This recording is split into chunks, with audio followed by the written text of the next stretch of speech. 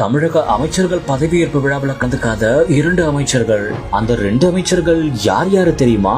ஒருவேளை அவங்க இதனாலதான் கலந்துக்கலையோ? யார் அந்த அமைச்சர்கள்? எதனால அந்த 2 அமைச்சர்கள் மட்டும் அமைச்சர்கள் பதவியேற்பு விழாவில் கலந்துக்கல அப்படின்னு இந்த வீடியோல டீட்டெயிலா பார்ப்போம்.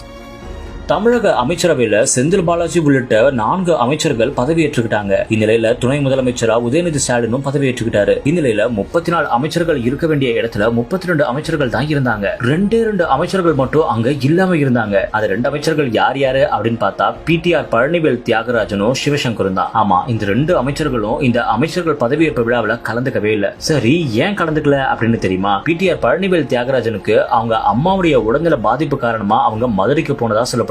அது மட்டும் இல்லாம மதியம் 1:30 மணி அளவுல பிளைட் இருந்ததாகவும் அது தொழில்நுட்ப கோளாறு காரணமா அது அங்கேயே நின்றுட்டதாகவும் சொல்லப்படுது. அதனாலதான் அவரால் வர முடியல அப்படின்னு சொல்லப்படுது. மேலும் இன்னொரு அமைச்சர் யாரு அப்படின்னு பார்த்தா சிவசங்கர்.